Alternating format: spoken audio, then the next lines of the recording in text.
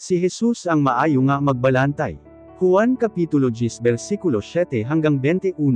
Bu sa mingon pag-usab si Jesus, sa pagkatinuod, sultihan ko kamo nga ako mao ang pultahan sa mga karniro.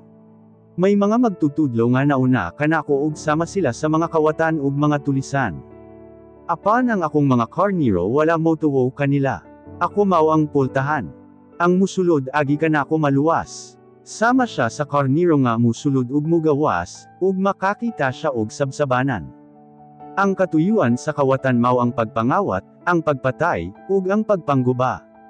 Apan mianhi ako dinhi sa kalibutan aron mahatagan ko ang mga tawo sa kinabuhi nga madagayaon. Ako mao ang maayo nga magbalantay sa mga karniro. Ang maayo nga magbalantay andam nga magpakamatay alang sa iyang mga karniro. Dili siya sama sa tawo nga sinuhulan lang nga magbantay. Kay ang sinuhulan lang mudagan kon may makita siyang nag-aabot nga ihalas nga iro, ug biyaan lang niya ang mga karniro.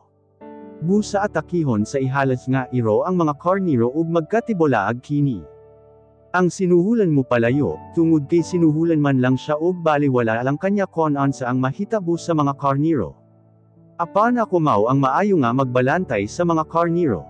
Ingon nga ako na ilhan sa amahan ug ako nakaila kanya, nakaila usab ako sa akong mga karniro ug nakaila sila kanako.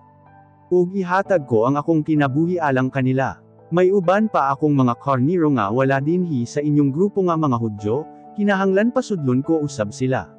Maminaw sila kanako, ug ang tanan nga maminaw kanako mahimong usalang kapanon nga may usalang ka magbalantay.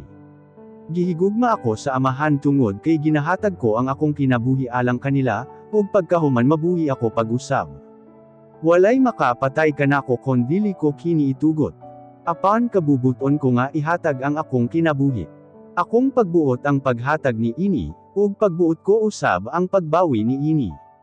Mao kini ang giingon kanako sa amahan. Tungod ni adtong gisulti ni Jesus nagkasumpaki pag-usab ang mga Hudyo.